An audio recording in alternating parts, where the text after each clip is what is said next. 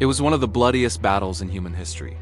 A clash not just of armies, but of ideologies, pride, and survival itself.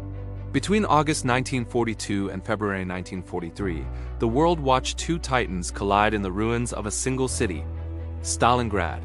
Over 2 million soldiers entered that inferno, and barely half came out alive. This is the story of the battle that changed the fate of World War II. In 1941, after conquering most of Europe, Adolf Hitler turned east. Operation Barbarossa, the invasion of the Soviet Union, began with lightning speed. German tanks stormed across the plains. Cities fell one after another. But as 1942 arrived, Hitler wanted more. The oil fields of the Caucasus, the lifeblood of his war machine, were his next target. To secure them, he needed control of the Volga River. And on its western bank stood the industrial city that bore Stalin's name, Stalingrad. On August 23, 1942, the Luftwaffe unleashed a firestorm. More than 1,000 German bombers turned Stalingrad into ashes. Tens of thousands of civilians died within hours. The city became a graveyard, but the Soviets refused to abandon it. Not one step back, Stalin ordered. He sent his best general, Vasily Chukov, to defend the city at any cost. German Field Marshal Friedrich Paulus led the assault with the elite 6th Army. Hitler told him, "Take Stalingrad, whatever the cost." By September, Stalingrad was a wasteland of rubble, perfect for defense. The Soviets called it Rattenkrieg, the Rat War. Soldiers fought room to room, with knives, grenades, and flamethrowers. Snipers ruled the ruins. One name became legendary, Vasily Zaitsev. He killed over 200 German soldiers in the first month alone, turning the ruins into his hunting ground. Every street became a battlefield, the Red October factory, Pavlov's house, the grain elevator, names that burned into history. The Volga River froze, yet Soviet reinforcements kept crossing under fire. The city refused to die. By November 1942, Hitler's obsession blinded him. He demanded Stalingrad at any cost, ignoring his general's warnings. The German 6th Army was stretched thin, exhausted, starving.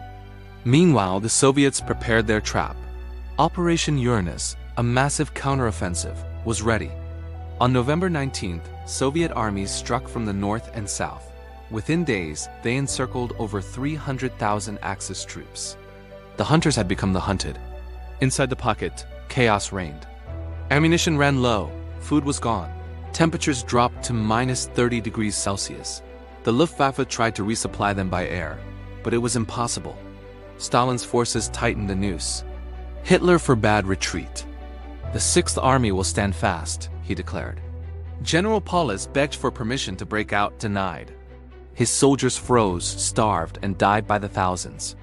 In January 1943, the Soviets launched Operation Ring, crushing the remains of the German army block by block. On January 31, 1943, Friedrich Paulus surrendered. Hitler promoted him to Field Marshal the day before, hoping he'd decommit suicide rather than be captured. But Paulus refused to die for Hitler's pride. 2 days later, the last German forces in northern Stalingrad surrendered. Of 300,000 men, barely 90,000 were taken prisoner, and only 5,000 would ever see Germany again. Stalingrad was a catastrophe for Nazi Germany, the first major defeat of Hitler's empire. It shattered the myth of the invincible Wehrmacht. From that moment, the Red Army pushed west, all the way to Berlin in 1945.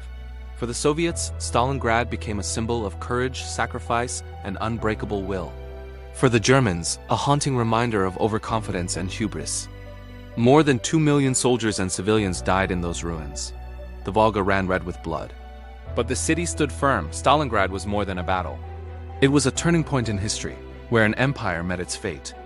A place where the course of World War II changed, and where the world learned that courage can rise even from the ashes of despair. This was Stalingrad.